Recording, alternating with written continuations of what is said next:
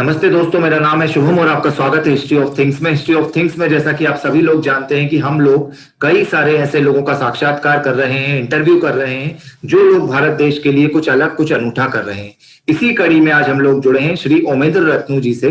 ओमेंद्र रत्नू जी पेशे से डॉक्टर हैं और सर्जन हैं। इसके अलावा जनरली वो जिस चीज के लिए पॉपुलर है, जिस चीज के लिए हम सभी लोग उन्हें जानते हैं और उनका सम्मान करते हैं, वो ये कि पाकिस्तानी हिंदुओं के लिए, जैसा कि हम सभी लोग जानते हैं, पाकिस्तानी हिंदुओं के ऊपर पाकिस्तान के अंदर बहुत ज्यादा अत्याचार हो रहे हैं, बहुत ज्यादा उनका उत्पीड़न हो रहा है। हम सभी लोग लेकिन उनके बारे में सिर्फ पढ़ते हैं, लिखते हैं या यूट्यूब वीडियोस देखते हैं। हम में से बहुत कम लोग ऐसे होते हैं जो जेन्युइनली उनसे कभी मिले होते हैं, उनके साथ काम किया होता है या उनसे बात की होती है। तो ओमेंद्र जी उन चंद लोगों में से एक हैं जिन्होंने राजस्थान के अंदर ना सिर्फ उन लोगों के साथ मिले हैं बल्कि उनके लिए कई वर्षों से काम कर रहे हैं, उनके अधिकारों की लड़ाई लड़ी है और उनसे जुड़े कानूनों को बदलवाने में सफल भी रहे हैं। तो हम ओमेंद्र जी से जानते हैं, ओमेंद्र रत्नू जी से, कि आपका किस तरह से पाकिस्तानी हिंदुओं के प्रति ये रुझान आया, क्योंकि आप एक डॉक्टर थे, सर्जन थे। कैसे आपने दिल्ली में जाकर वो इंटरव्यू लिया, उसके बाद आपका जीवन उनकी तरफ मुड़ा, कृपया आप बताइए। जी ओमेंद्र जी। नमस्ते, धन्यवाद। आप अपने इतने भुलाए हुए, सताए हुए लोगों की पीड़ा को आप हिंदू समाज तक पहुंचाना चाहते हैं, इसके लिए मैं हृदय से आपका आभारी हूं। मेरा पहला संपर्क पाकिस्तानी हिंदुओं के साथ अपने प्रोफेशन में आया था। मेरे इस व्यवसाय के अंदर एक पाकिस्तानी हिंदू से, डॉक्टर से मेरा मिलना हुआ। उन्होंने मुझे बताया कि पाकिस्तान में हिंदुओं की ऐसी दुर्दशा है और वो डॉक्टर होते हुए भी कराची से भागकर भारत क्यों आए थे और काफी कष्ट का जीवन यहाँ पर बिता रहे थे। ये बात लगभग 2008 या 9 की है। उसके बाद में मैं 2012 तक इनको पैसे से सहायता कर दिया करता था जब मुझे पता चलता था कि कोई भी परिवार आ रहा है। लेकिन पाकिस्तानी नागरिक के साथ काम करना एक रिस्की प्रपोजल थी, क्योंकि चाहे हिंदू हो चाहे मुसलमान हो, पाकिस्तान हमारा शत्रु देश है। उसके साथ में अगर हम काम करेंगे तो हमारे देश की एस्टेब्लिशमेंट ही हमें परेशान करने लग जाएगी। तो हमने उसके पश्चात मैंने 2013 के आसपास में मैं बिजवासन गया था। वहां पर मैं एक बस्ती दिखी मुझे पाकिस्तानी हिंदुओं की, वहां मैंने उनके इंटरव्यू लिया। वहां जो मैंने दुर्दशा देखी 500-600 लोगों की, वहां एक नाहर सिंह जी रिटायर्ड पुलिस के ऑफिसर थे, उन्होंने अपने घर में उन 500-600 लोगों को जगह दे रखी थी। वो देवता स्वरूप पुरुष उनकी सहायता कर रहे थे।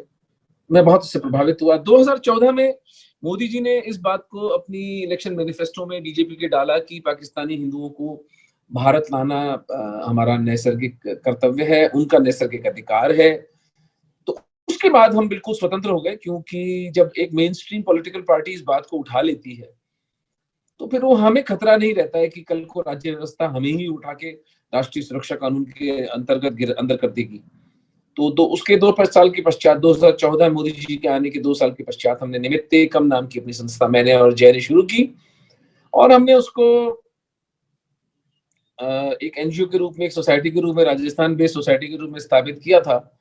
और हम पूरे विश्व भर से चंदा मांगते हैं इन लोगों के लिए। और मैं विनम्रता से कह सकता हूं कि हम पिछले 5 साल में लगभग 10,000 हिंदुओं, सिखों को पाकिस्तान से निकालने में सफल हुए हैं और लगभग 2,000 हिंदू सिखों की नागरिकता हम लोग अब तक निमित्त एकम के माध्यम से राजस्थान में करवा चुके हैं।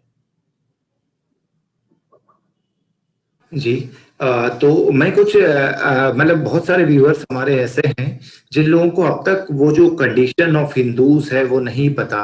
तो क्या आप एक दो कुछ कहानियां शेयर करना चाहेंगे जिनसे आप मिले, कि वो क्या बताते हैं, क्या हालात हैं? कई लोगों को लगता है कि 47 में जो हुआ उस समय जो हो गया, आज तो कुछ नहीं हो रहा, आज सब खुश है। तो क्या आप कुछ कहानी शेयर कर सकते हैं कि क्या उनकी बात है? 47 का जो पूरा वृत्तांत है वो पूरा का पूरा हमारे देश में इतना ज्यादा अपभ्रंशित है। वो 47 में हम स्वतंत्र नहीं हुए थे, सिर्फ ट्रांसफर ऑफ पावर हुआ था। कुछ गोरी चमड़ी के लोगों से भूरी चमड़ी के लोगों के पास सत्ता आ गई थी। अगर हम उसका बहुत निष्पक्ष आकलन करें तो इस पूरे प्रकरण में हिंदुओं सिखों को सबसे रॉ डील जिसे कहते हैं अंग्रेजी में, सबसे हानि का जो सौदा था वो हिंदुओं को, सिखों को मिला। हमारी धरती भी चली गई, यानी लगभग 15 से 20% पॉपुलेशन जो मुसलमानों की थी वो 35% हमारी धरती ले गए और सबसे उपजाऊ जमीन ले गए।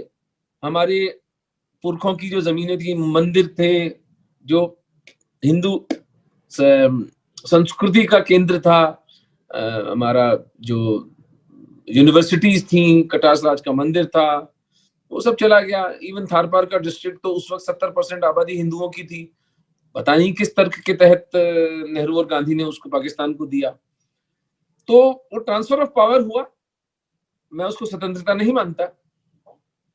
और 10 लाख के लगभग हिंदुओं का और सिखों का नरसंहार हुआ उस वक्त पाकिस्तानी पंजाब और पाकिस्तानी बंगाल के अंदर। और 1950 में नेहरू लियाकत पैक्ट हुआ, नेहरू और लियाकत के बीच में समझौता हुआ कि हम लोग एक दूसरे की अल्पसंख्यकों का ध्यान रखेंगे। और वो सफेद झूठ था। इन लोगों को ये लोग वचन तो निभाते नहीं है, ये तो सिर्फ समय बाय करना आता है इन लोगों को। तो दे बॉट टाइम। हम लोगों ने तो यहाँ वक्फ बोर्ड भी बना दिया, माइनॉरिटी कमीशन भी बन गई, हज कमेटी भी बन गई। वहां कोई पाकिस्तानी हिंदुओं के राइट्स नहीं थे। उसका उदाहरण है 2016 तक, अभी 4 साल पहले तक पाकिस्तान में किसी हिंदू की शादी रजिस्टर तक नहीं होती थी। और उसका कारण ये था कि एक अनरजिस्टर्ड महिला जब है किसी की पत्नी और वो शादी सरकारी रूप से रजिस्टर्ड नहीं है, तो मुसलमान उसको उठा के ले जाते थे और सरकार कुछ नहीं करती थी, क्योंकि सरकारी आंकड़ों में तो उसकी शादी हुई नहीं है। ये 2016 में पाकिस्तानी हिंदू मैरिज एक्ट पास होता है सिंध में, तब जाकर के तो इनकी शादियां वैध रूप से मान्यता मिलने लगी हिंदुओं को। 2019 की मई में पाकिस्तान में यूरोपियन यूनियन पार्लियामेंट की एक रिपोर्ट कमेटी आती है और वो पूरा सर्वेक्षण करती है और फिर वो उसके बाद अपना एनालिसिस करके बताती है कि पाकिस्तान में 3 हिंदू और सिख बच्चियां प्रतिदिन उठती हैं उनके घरों से। हम कल्पना कर सकते हैं हमारी बेटी, हमारी बहन को कोई उसकी इच्छा के खिलाफ उठाकर ले जाए, पूरा का पूरा गांव उनका बलात्कार करे और उसके बाद उसको इस्लाम कबूल करवा के किसी विकलांग या किसी लंगड़े, किसी लूले, किसी मंदमती से शादी करवा दे उसकी। हम कल्पना कर सकते हैं कितनी पीड़ा 3 हिंदू परिवार रोज भुगतते हैं। जनसंख्या का आंकड़ा है वो वेरी करता है, कोई कहते हैं 23% थे, कोई कहते हैं 15% थे, कोई कहते हैं 8% थे। लेकिन ये बात बिल्कुल सिद्ध है कि वहां पर हिंदुओं की जनसंख्या कम हुई है और हिंदू की जनसंख्या अलार्मिंग रूप से कम हुई है। एक आकलन तो ये है कि लगभग 1 करोड़ हिंदू वहां पर मार डाले गए, उनका धर्म परिवर्तन कर दिया गया या वो लोग पाकिस्तान छोड़कर चले गए। और ये सतत चलती हुई प्रक्रिया है। आज भारत के अंदर लगभग 2 लाख पाकिस्तान से विस्थापित शरणार्थी रहते हैं। उन सबकी नागरिकता के लिए सीए का कानून लाया गया। तो पाकिस्तान के अंदर दुर्दशा है। वहां पर जो संविधान है वो साफ साफ कहता है कि इस देश का जो राष्ट्रपति प्रधानमंत्री है वो सिर्फ मुसलमान हो सकता है। एक सभ्य समाज में हम कल्पना कर सकते हैं कि किसी धर्म के आधार पर इस तरह की मूर्खता की जाए। मैं कट्टर हिंदू हूँ, हिंदू समाज का मैं पक्षधर हूँ, लेकिन मैं कभी भी अपने संविधान के अंदर ये नहीं चाहूंगा कि इस पद पर केवल एक हिंदू बैठ सकता है। मेरिट का भी कुछ मतलब होता है, लेकिन मेरिट से कोई मतलब नहीं है। वो पूरा देश, वो पूरा समाज हिंदुओं की, सिखों की घृणा पर आधारित है और उसी पर उसका पोषण होता है। उसी तरह उनकी शिक्षा व्यवस्था है, उसी तरह की उनका करिकुलम है, उसी तरह उनके टीचर्स हैं, उसी तरह के उनके मदरसे हैं। वही समाज है मूर्ख अंधे लोगों का। और हमारे 1 करोड़ हिंदू आज भी वहां फंसे हुए हैं। और मेरे जीवन का प्रण है कि मेरे यथाशक्ति जितना मेरे में सामर्थ्य है, जब तक मैं जीवित हूँ तब तक मेरी पूरी ऊर्जा एक एक हिंदू और सिख को उस नरक से निकालने का प्रयत्न करने में ही मेरा बचा कुचा जीवन जाएगा। एक इंटरव्यू के अंदर आपने बताया था कि पाकिस्तान के अंदर 10% जो हिंदू हैं वो जिनको आज जनरल कैटेगरी हमारे भारत में कहते हैं वो हैं। इसके अलावा 10 से 20% जनरल ओबीसी, बाकी 80% जो है वो मेघवाल हैं, भील हैं, जिनको आज हम अनुसूचित जाति जनजाति कहते हैं। और कई लोग आज उनको मिलाकर देश के अंदर आंदोलन खड़े करने की जय भीम के माध्यम से कोशिश कर रहे हैं। हालांकि इसका एक इतिहास जोगेंद्रनाथ मंडल का भी रहा है, जो इस्तीफा देकर वहां से आए थे। इसके बाद भी कई सारे लोग उनकी बातों में आकर उनके साथ जुड़ रहे हैं। तो मैं जानना चाहता हूं, वहां पर जो अनुसूचित जाति जनजाति वर्ग के लोग हमारे यहाँ हैं, उस जाति के लोगों के साथ वहां पर क्या हो रहा है? क्या मुस्लिम लोग उनके साथ मिलकर काम कर रहे हैं या उन पर भी वैसे ही अत्याचार हो रहे हैं, भीलों पर, मेघवालों पर? अरे भैया, जो भी धनी वर्ग है, वहां का धनी हिंदू है, वो अपनी बच्ची की सुरक्षा, अपनी सुरक्षा पैसे देके खरीद लेता है। जो 3 बच्चियां उठने की बात कर रहा हूँ, ये हमारी मेघवाल, भील, बड़ाई, कोली, ये समाज की बच्चियां हैं। क्योंकि इनके पास धन नहीं है, इनके पास कोई शक्ति नहीं है, इनके पास राजनीतिक शक्ति नहीं है, इनकी सुनवाई कोई करता नहीं है। ये इन्हीं की बच्चियां उठती हैं। तो ये जय भीम बोले वाले, इनको लज्जा आनी चाहिए अपने अपने कृतित्व पर कि इन्होंने 80 लाख हिंदुओं को इस तरह मरने के लिए छोड़ दिया। और जब मोदी जी इतनी करुणा पूर्वक सिटीजनशिप अमेंडमेंट एक्ट, नागरिकता संशोधन विधेयक लेकर आते हैं, तो बजाय इसके कि इन 80 लाख हमारे खोए हुए भाइयों को वापस आने में सहायता करें, उस सीए का विरोध करता है हमारा अनुसूचित जाति और जनजाति का नेतृत्व। धिक्कार है इनके ऊपर, मरने को छोड़ दिया उन बेचारे गरीब लोगों को। इनको लज्जा आनी चाहिए ऐसा करते हुए। क्या दोष है उन लोगों का बेचारों का जो क्यों पाकिस्तान के अंदर फंसे हुए हैं? यही है ना कि वे हिंदू धर्म की पालना करना चाहते हैं, अपने पुरखों का धर्म वो नहीं छोड़ना चाहते, और वे निर्धन है, बेकार करनी पड़ती है उनको इन मुसलमान वडेरों की। ये आर्टिफिशियल कंस्ट्रक्ट, ये कृत्रिम कंस्ट्रक्ट कब तक चलेगा कि मुसलमान और दलित जो है हमारे समाज जो है वो एक है? कैसे एक हैं? कैसे हो सकते हैं वो एक? जो शिया सुन्नी एक दूसरे की गर्दनें काट रहे हैं, जो बलोच पठान को मार रहा है, पठान सिंधी को मार रहा है, सिंधी पंजाबी को मार रहा है, वहां हम हिंदुओं को ये लोग अपना भाई मानेंगे? ये नितांत मूर्खता, नितांत स्वार्थ से प्रेरित नैरेटिव है, और इस नैरेटिव का कोई सत्य से कोई लेना देना नहीं है। आप आके मिल लें, जो पूरा जोधपुर में हमारा 30,000 भील समाज बसा हुआ है, उनकी दुर्दशा देख लें। मैंने सिखों का इंटरव्यू लिया था फरीदाबाद में, वो 300-400 की बस्ती रहती है, बेचारे 12 साल से यहाँ पड़े हुए हैं। उनसे पूछ लीजिए भैया खालिस्तान के नैरेटिव पर क्या विचार है, तो वो सर पीटते हैं कि खालिस्तान के नैरेटिव पर ये विचार है कि हमारी दुर्दशा देख लो आकर के। हमारी दुर्दशा हिंदुओं ने नहीं की है, हमारी दुर्दशा मुसलमानों ने की है। और हिंदू तो हमें फिर भी शरण दे रहे हैं, खाना दे रहे हैं, हमारी बच्चियों की सुरक्षा कर रहे हैं। तो सभ्यता का तो हम 1400 साल में इतनी सीधी सी गणित भी नहीं समझ पाए, और हम एक दूसरे के शत्रु हुए पड़े हैं। तो ये हमारी लीडरशिप की विफलता है, बहुत बड़ी विफलता है हमारे नेतृत्व की।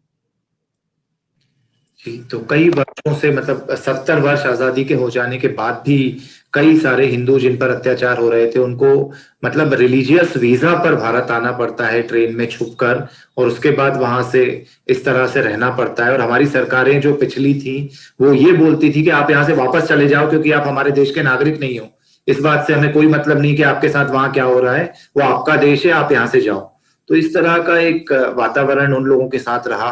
तो ये लड़ाई आप लोगों ने मतलब कैसे लड़ी, कैसे बचा पाए? कई एक लड़की की एक बार मैंने एक कहानी सुनी थी कि वो बोल रही थी कि मतलब हम लोग आ गए हैं, इतने सालों से है, मैं पैदा यहाँ हुई हूँ, लेकिन उसके बाद भी क्योंकि ऑप्शन ही नहीं होता फॉर्म में, तो मैं आईआईटी का एग्जाम ही नहीं दे सकती। इस तरह की चीजें भी उनके साथ होती हैं।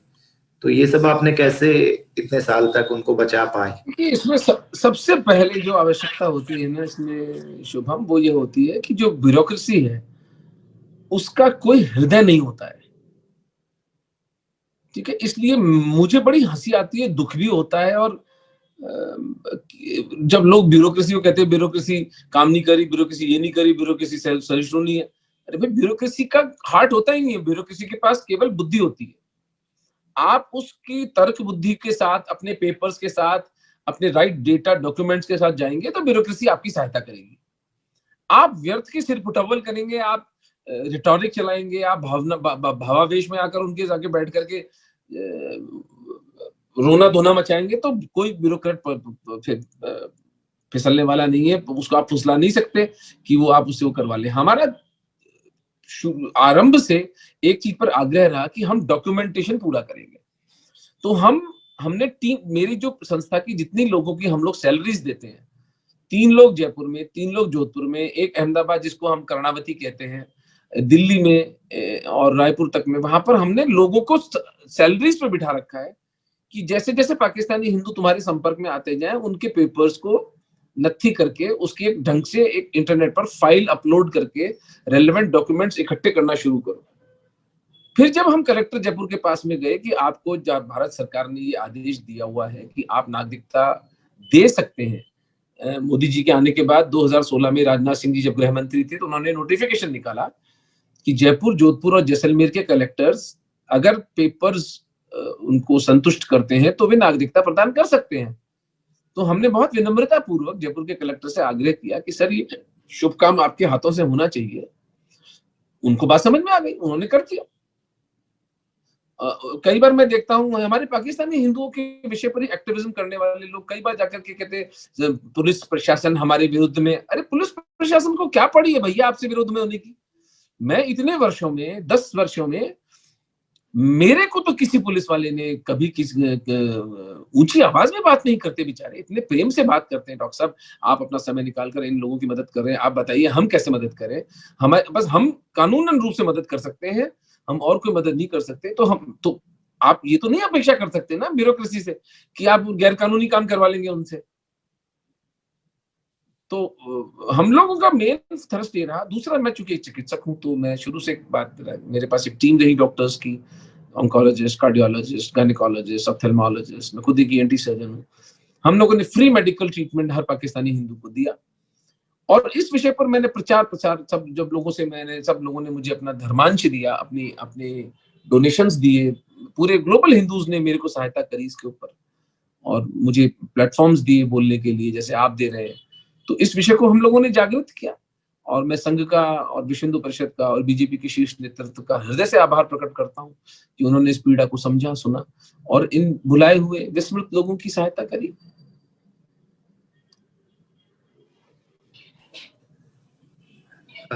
तो इसके साथ ही मैं थोड़ा सा ये जानना चाहता हूँ कि ये जो संस्था आपने बनाई निमित्त एकम, इसका आपका आगे का किस तरह का काम है? जैसे कि अब नागरिकता मिल गई है, क्या अब भी कुछ समस्याएं बाकी हैं? नहीं, नागरिकता तो 31 दिसंबर 2014 से पहले आने वालों को मिली है ना भैया। अभी जो नए आने वाले हिंदू हैं, 1 करोड़ हिंदू बैठा है पाकिस्तान में। तो पहली चीज तो हमें गृह मंत्रालय से ये हमारी मांग है कि 2000 वीजा की जो कैप लगा रखी है इंडियन एम्बेसी ने, उसको बढ़ाकर 10,000 वीजा प्रति माह किए जाए। देखिए, गणित बहुत सीधा साधा है। 1 करोड़ हिंदू है, 1 करोड़ हिंदू और सिख है वहां से, जिनको निकालना है। ईसाइयों को भी निकालना है, लेकिन मैं चूंकि ईसाइयों के साथ प्रत्यक्ष संपर्क में नहीं हूं, लेकिन मैं तो सिर्फ हिंदू सरदारों के साथ संपर्क में हूं। अगर हम 2000 वीजा हिंदुस्तानी नागरिकों को देंगे तो साल में कितने निकले? 24,000। 10 साल में कितने निकले? 2.5 लाख। 10 साल के बाद में उस समाज में एक भी हिंदू और सिख नहीं बचेगा। हमारे पास इतना समय ही नहीं है कि हम 2-2 हजार की वीजा लेकर के इनको वहां से निकालें। हमें 10,000 वीजा पर मंथ करने ही पड़ेंगे, नंबर 1। नंबर 2, हमें एक बहुत ह्यूज डिप्लोमेटिक ऑफेंसिव लेके चलना है। शायद सरकार करे ना करे, लेकिन एक हिंदू समाज के रूप में कनाडा, ऑस्ट्रेलिया, अमेरिका, इन देशों के अंदर हमें ये सुनिश्चित करना है कि इनमें से कुछ लाख हिंदुओं को वहां पर शरणार्थी का दर्जा मिले। लेकिन वो तभी हो पाएगा जब इन लोगों को वो इनका कष्ट हम बताएंगे। इसीलिए CAA का विरोध अमेरिका के जो वामपंथी हैं और इंग्लैंड और अमेरिका, ऑस्ट्रेलिया के वामपंथी वो कर रहे हैं। CAA का विरोध में मुसलमानों ने रैलियां निकाली, क्योंकि वो जानते हैं कि अगर CAA के कारण वैश्विक समाज की सहानुभूति पाकिस्तानी हिंदुओं के साथ हो गई तो वे तो खुद स्वयं बदनाम होंगे ही, लेकिन कुछ लाख हिंदुओं को अगर शरणार्थी नागरिकता मिल गई तो जो 1 करोड़ हिंदुओं को खाने का प्लान बना के बैठे हुए हैं, वो प्लान इनका धरा रह जाएगा।